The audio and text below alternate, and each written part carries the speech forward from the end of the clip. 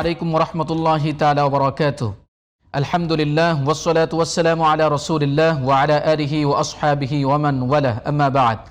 সুপ্রিয় দর্শক শ্রোতা, যে যেখান থেকে দেখছেন আপনাদের প্রিয় চ্যানেল জি টিভির পর্দায় সিনবাদ রিসোর্ট গ্রুপ নিবেদিত সুভাষিত রমাদান, powered by Dhaka specialist hospital, co-sponsor হিসেবে থাকছে বায়োনিক ঢাকা মডেল হসপিটাল ও ডক্টর এস.আর. ফারুক। প্রিয় দর্শক, অনুষ্ঠানের প্রারম্ভেই আমরা পবিত্র কালামুল্লাহ শরীফ থেকে তেলাওয়াত শুনে আসছি।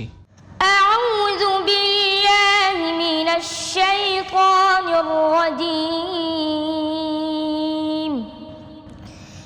বিসমিল্লাহির রহমানির রহিম। ওয়া ইবাদুর রহমানিল্লাযীনা ইয়ামশুনা আলাল আরদি হাওনা يمشون على الأرض هونا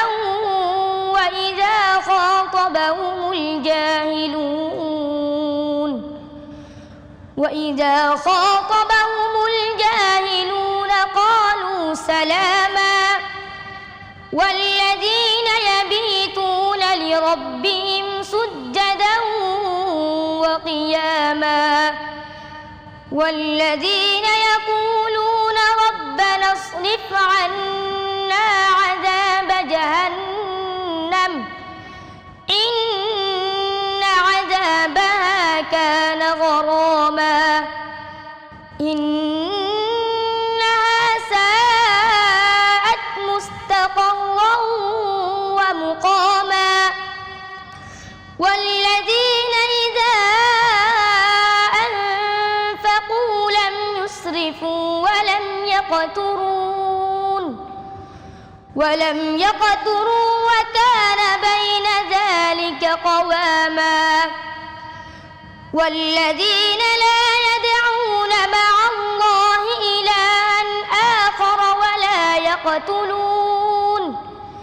ولا يقتلون النفس التي حرم الله إلا بالحق ولا يزنون ومن يفعل ذلك يلقى أثاما صدق الله العظيم।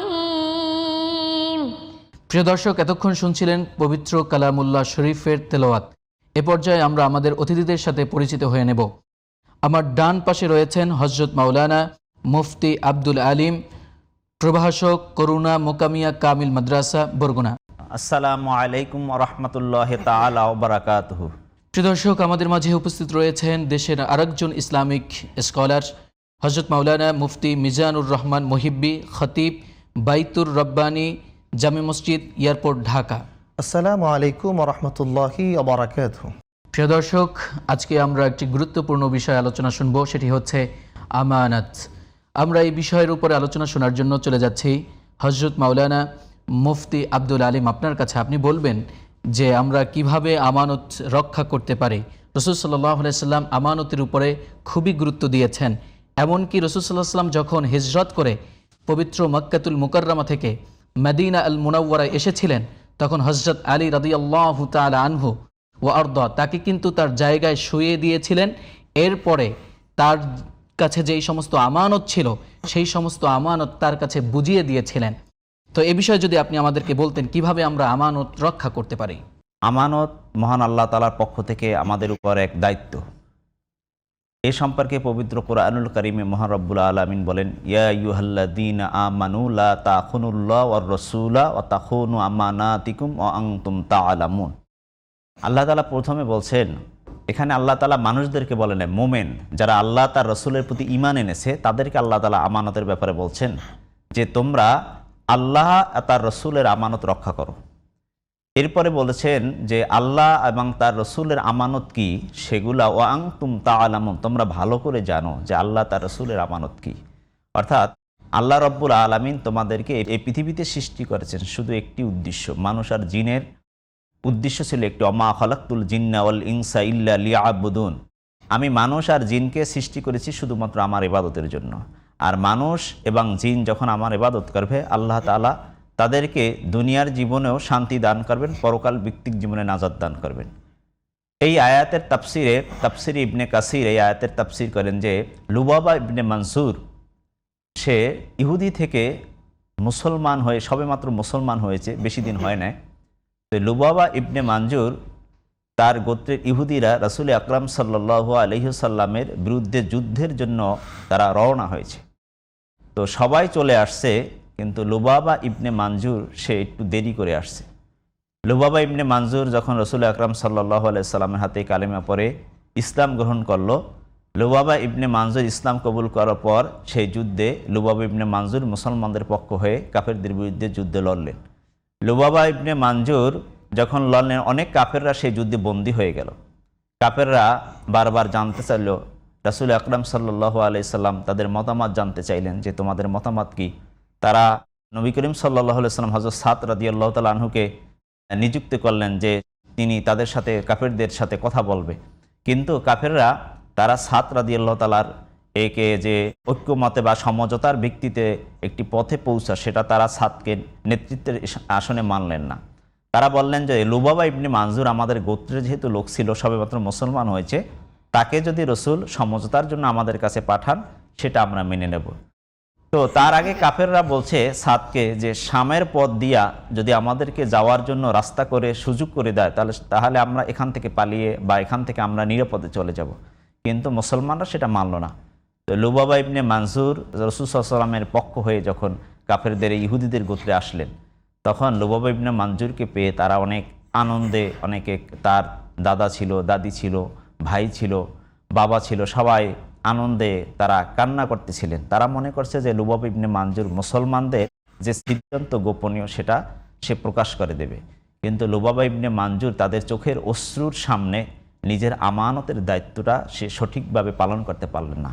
তিনি যখন কাফের মুশরিকরা জিজ্ঞেস করছে যে আমাদের ব্যাপারে ইসলামের বা মুসলমানদের সিদ্ধান্ত কি, লুবাবা ইবনে মানজুর তিনি হাত দিয়ে দেখাই দিলেন যে তোমাদের ব্যাপারে সিদ্ধান্ত হচ্ছে এইটা। এরপরই সে বুঝতে পারলেন, হায় হায়, আমি একজন রসুলের সাহাবী, আমি নবীজির আমানতকে খেয়ানত করেছি। এইটা বলার সাথে সাথে তিনি নিজেই আর কি হৃদয়ে রক্তক্ষরণ হচ্ছে।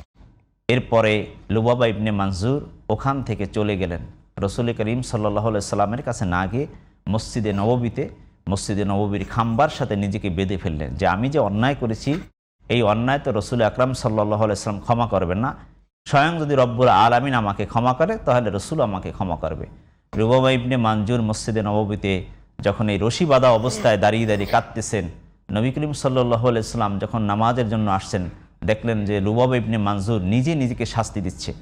তখন সাহাবায়ে কেরাম জিজ্ঞেস করলো, লুবাবা ইবনে মানজুর কী অবস্থা তোমার? তখন তিনি বলল যে আমি রসুলের পক্ষ থেকে একটি আমানতের খেয়ানত করছি।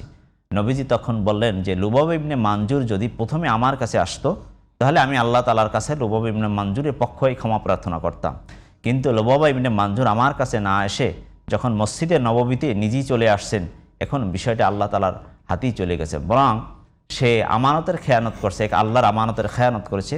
2 নম্বর হচ্ছে মুসলমানদের, টোটাল মুসলমানদের গোপনীয় একটি বিষয়, এক ইহুদি গোত্রের ব্যাপারে, সেটাও খেয়ানত করেছে।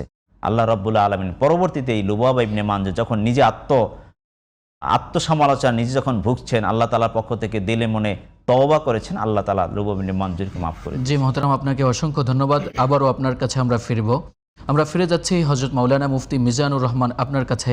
আপনি আমাদেরকে বলবেন, এই যে রমজান মাস, রোজা, নামাজ, প্রত্যেকটা ইবাদতই তো আমাদের কাছে আমানত। তো এই রমজানে আমরা কিভাবে আমানত রক্ষা করতে পারি? নাহমাদুহু ওয়া নুসাল্লি আলা রাসূলিহিল কারীম, আম্মা বা'দ, ফাআউযু বিল্লাহি মিনাশ শাইতানির রাজীম, বিসমিল্লাহির রহমানির রহিম। ইন্না আরাদনাল আমানাতা আলাস সামাওয়াতি ওয়াল আরদ ইলা আখিরিল আয়া। আল্লাহ তাআলা রব্বুল আলামিন তার 1000 বছর আগে তার তামাম পৃথিবীর বান্দাদেরকে লক্ষ্য করে বলছেন যে নিশ্চয়ই আমি আল্লাহ রব্বুল আলামিন আমানতকে আসমান, জমিন, পাহাড়, পর্বতকে আমি দিয়েছিলাম, কিন্তু তারা পাহাড়, পর্বত, আসমান, জমিন তারা আমানতকে নিতে কেউ স্বীকৃতি দেয়নি, তারা অস্বীকার করেছে।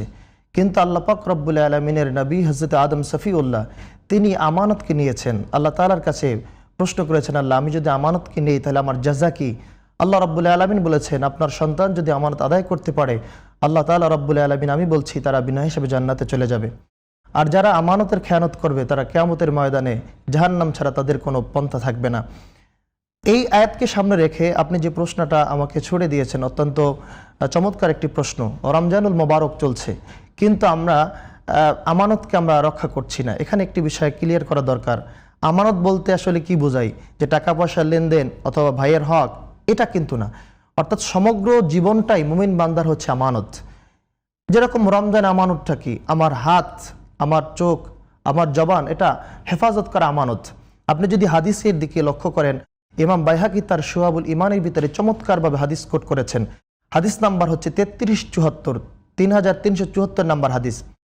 জাবের রাদিয়াল্লাহু তাআলা তিনি বলছেন, প্রিয় নবীজি সাল্লাল্লাহু আলাইহি সাল্লাম বলেছেন, ইজা সুমতা, তুমি যখন রোজা রাখবে, ফালিয়া সুম সামাউক ওয়া লিসানুক ওয়া বাসারুক আনিল কিযবি ওয়াল মাআসিম। শোনো, তুমি যখন রোজা রাখবে তখন তোমার কান, তখন তোমার জিহ্বা, তখন তোমার চোখের রোজাটা যেন হয়। এখন চোখের রোজাটা কি, কানের রোজাটা কি? অর্থাৎ আল্লাহ পাক রব্বুল আলামিন এই চোখ দিয়ে অশ্লীল কোনো জিনিস রোজা অবস্থায় এটি দেখতে নিষেধ করেছেন, কান দিয়ে শুনতে নিষেধ করেছেন, চোখ দিয়ে দেখতে আল্লাহ পাক রব্বুল আলামিন নিষেধ করেছেন। এটি একটা আমানত। আপনি আমাদেরকে বলবেন যে এই আমানত আমরা কিভাবে রক্ষা করতে পারি, এবং এই যে আমানত যদি খেয়ানত করে ফেলে তাহলে এর কি কি ক্ষতিগ্রস্ততার মধ্যে আমরা পড়ে যাব? আমানতের খেয়ানত এর শাস্তি হচ্ছে জাহান্নাম। পবিত্র হাদিসে রাসূল আকরাম সাল্লাল্লাহু আলাইহি ওয়াসাল্লাম বর্ণনা করেন যে কিয়ামতের ময়দানে যারা আমানত খেয়ানত করেছে, আল্লাহর আদালতে যখন বিচারালয়ে উঠবে, তখন আল্লাহ তাআলা বলবেন যে যাদের আমানত, যার কাছে দায়িত্ব দেওয়া ছিল আমানতের, আমি একটি গোপন কথা একজনের কাছে বলছি যে এইটা কারোর কাছে বলবেন না, অথবা টাকা দিয়েছি অথবা কলমে লিখিত যে এইটা কারোর কাছে জানাবেন না, এই আমানতগুলো সে খেয়ানত করেছে। তো সেদিন নবী করিম সাল্লাল্লাহু আলাইহি সাল্লাম বলেন যে সেদিন তাকে দেখানো হবে যে তোমার আমানতসমূহ দেখো, ওই যে জাহান্নামের সর্বনিম্ন স্তরে দেখা যাচ্ছে। তখন সে বলবে, আল্লাহ এগুলো আমি কিভাবে নিয়ে আসবো? তখন আল্লাহ তাআলা বলবেন যে তোমাকে এগুলো নিয়ে আসতে হলে জাহান্নামের ভিতরেই যেতে হবে। তো সে যখন জাহান্নামের সর্বনিম্ন স্তরে গিয়ে ওই আমানত যখন তার ঘাড়ে উঠিয়ে নিয়ে আসার চেষ্টা করবে, আসলে তার এক একটি আমানত পৃথিবীর সমস্ত পাহাড়ের চেয়েও ভারী হবে। সে তখন ওগুলো নিয়ে আসতে পারবে না, বরং সে ওখানে জাহান্নামই থেকে যাবে। আর তখন আল্লাহ তাআলা বলবেন যে তোমার সর্বনিম্ন স্থান আজকে জাহান্নামী, এবং তুমি এখানেই তোমার চিরকাল থাকতে হবে। পক্ষান্তরে আরেকটি বিষয় আমরা দেখতে পাই, সেটা হচ্ছে যে মুমিনদের যে গুণাবলী আল্লাহ পাক কোরআনুল আযীমের ভিতরে উল্লেখ করেছেন, সেখানে কিন্তু স্পষ্ট আকারে আল্লাহ রাব্বুল আলামিন বলেছেন, ওয়াল্লাযীনা হুম লিআমানাতিহিম ওয়া আহদিহিম রাউন। এটা কিন্তু মুমিনদের একটি গুণাবলী যে তারা আমানতকে রক্ষা করবে, হেফাজত করবে। জি মুহতারাম, আপনাকে অসংখ্য ধন্যবাদ। আমরা ফিরে যাচ্ছি হযরত মাওলানা মুফতি মিজানুর রহমান আপনার কাছে, যে আপনি আমাদেরকে বলবেন এই যে রমজান আমাদের মাঝে চলছে, রমাদানুল কারীমের ভিতরে আমাদের মাঝে যেই সমস্ত আমানত আমাদের কাছে রয়েছে, সে সমস্ত আমানত কি আমরা পরিপূর্ণভাবে আমরা ফলো করতে পারছি কিনা? আপনি যে প্রশ্নটি করেছেন চমৎকার একটি প্রশ্ন। এক নাম্বার বিষয় হচ্ছে আসলে পরিপূর্ণভাবে আমরা আমানত আদায় করতে পারছি না।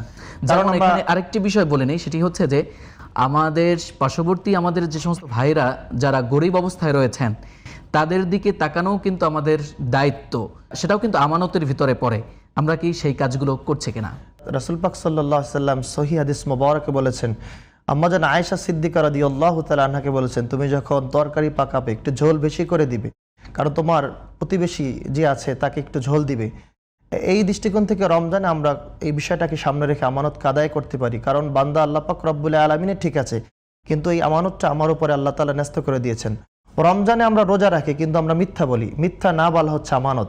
রাসূল পাক সাল্লাল্লাহু আলাইহি সাল্লাম বলেছেন, যে ব্যক্তি রোজা রাখলো কিন্তু সে কওলা জুর ওয়া আমালা বিহি, কিন্তু কথা ছাড়লো না, কাজ ছাড়লো না, ফালাইসা লিল্লাহি হাজাতুন ফি আইয়াদা তাআমাহু ওয়া শারাবাহু, সে রোজা রাখলো কিন্তু খারাপ কথা, কাজ ছাড়লো না এবং আল্লাহ পাক রব্বুল আলামিনের বিধান মানলো না, তাহলে এই খাবার খাওয়া এবং পানি পান না করা, এটা আল্লাহর কোনো প্রয়োজন নাই। 2 নম্বর, আমরা গীবাত বলি, অপর ভাইয়ের নিন্দা করি, এটি আমার জন্য আমানত। অর্থাৎ গীবাত না করা রোজা রেখে আমানত। এরপরে গুরুত্বপূর্ণ আরেকটি বিষয় হচ্ছে আমরা অনেক সময় খারাপ কাজ করি। রমজানের আমানত হচ্ছে রোজা রেখে অশ্লীল কাজ না করা। প্রিয় নবীজি বলছেন, রুব্বা সাইমিন লাইসা মিন সিয়ামিহি ইল্লাল জু ওয়া রুব্বা কাইমিন লাইসা মিন কিয়ামিহি ইল্লাস সাহার। এমন কিছু রোজাদার আছে যারা শুধু রমজানের রোজা রাখে কিন্তু তারা একেবারে তৃষ্ণার্ত অবস্থায় থাকা ছাড়া কোনো কাজ নাই। এমন কিছু কিয়াম করে আছে যারা শুধু দাঁড়িয়ে নামাজ পড়ে, এটাই শুধু ক্ষান্ত। আল্লাহ পাক রব্বুল আলামিন রাসূলের মাধ্যমে বলেছে এই নামাজের কোনো কাজ নাই। অতএব আপনার মাধ্যমে দর্শককে জানাতে চাই, আমরা আল্লাহ পাক রব্বুল আলামিনের পক্ষ থেকে রমজান পেয়েছি লাআল্লাকুম তাত্তাকুন, তাকওয়া অর্জন করা এটা একটা আমানত।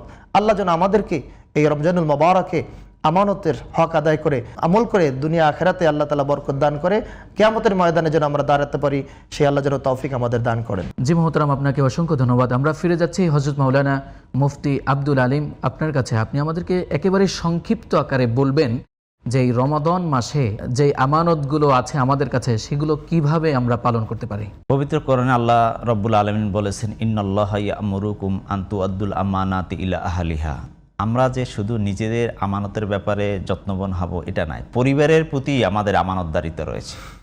আপনি পরিবারের কর্তা, আপনার উপরে আপনার পরিবারে কে কী অবস্থায় চলে, কেউ যদি না খেয়েও থাকে সেটাও বাবা হিসাবে বা পরিবারের কর্তা হিসেবে আপনার দায়িত্ব রয়েছে। রাসূল আকরাম সাল্লাল্লাহু আলাইহি ওয়াসাল্লাম প্রিয় সাহাবী আব্দুল্লাহ ইবনে মাসউদ রাদিয়াল্লাহু তাআলা আনহু বর্ণনা করেন যে 4টি বিষয়ে যদি কেউ হায়াতের জিন্দেগির ভিতরে করে যেতে পারে, এই 4টি কাজ, সে যদি মারাও যায় এরপরে সে কি রেখে গেল পিছনের জন্য তার আফসোস করতে হবে না। অর্থাৎ তিনি বলেছেন মৃত্যুর পর প্রত্যেকটি মানুষই তার কর্মের জন্য আফসোস করবে। যে জান্নাতে গেছে ভালো কাজ করে সেও আফসোস করবে যে আরও যদি ভালো কাজ করতাম তাহলে জান্নাতের আলা মাকাম পেতাম, এটার জন্য আফসোস করবে। তো সে এই জন্য আব্দুল্লাহ ইবনে মাসউদ বলেন যে 4টি কাজের মধ্যে অন্যতম একটি কাজ হলে যে আমানত, যার উপরে আমানত দেওয়া হয়েছিল, যে রাষ্ট্রের আমানত হতে পারে, তার পরিবারের আমানত হতে পারে, দেশের আমানত হতে পারে, এই আমানতগুলো সে যথাযথ রক্ষা করেছে এবং আল্লাহ তাআলার কাছে এই আমানত রক্ষা করে চলে এসেছে, সে জান্নাতে যাবে। জি মোহতারাম, আপনাকে অসংখ্য ধন্যবাদ জানাচ্ছি। আপনাদের দুজনকেই ধন্যবাদ জানাচ্ছি আমাদের স্টুডিওতে সময় দেওয়ার জন্য। প্রিয় দর্শক, সময় হয়েছে আজকের মতন বিদায় নেওয়ার জন্য। আপনারা দেখছিলেন সিনবাদ রিসোর্ট গ্রুপ নিবেদিত সুভাষিত রমাদান, powered by Dhaka specialist hospital. Co-sponsor হিসেবে থাকছে বায়োনিক, ঢাকা মডেল হসপিটাল ও ডক্টর SR ফারুক। প্রিয় দর্শক, প্রতিদিন এই সময় আবার আপনাদের সাথে দেখা হবে, কথা হবে। সে পর্যন্ত ভালো থাকুন, সুস্থ থাকুন। একটি ইসলামী সঙ্গীত শুনতে শুনতে আজকের মতন বিদায় নিচ্ছি। আল্লাহ হাফেজ। আসসালামু আলাইকুম ওয়া রাহমাতুল্লাহি ওয়া বারাকাতুহু।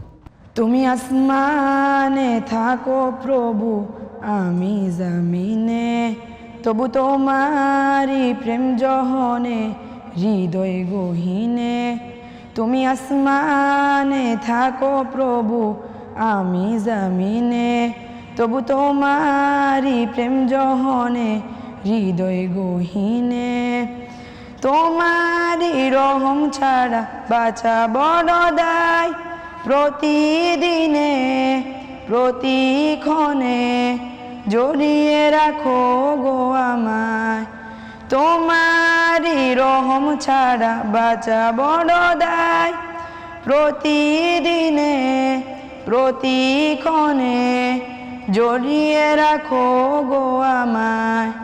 শত শত ভুল মাফ করে দাও, শত শত ভুল মাফ করে দাও, জানা কি অজানা। আমি তোমারই গোলাম গো, অন্য কারো না। আমি তোমারই গোলাম গো, অন্য কারো না। আলিমুল গায়েব তুমি, মালিক রব্বানা। আল্লাহু আল্লাহু আল্লাহু আল্লাহ, আল্লাহু আল্লাহু আল্লাহু আল্লাহ, আল্লাহু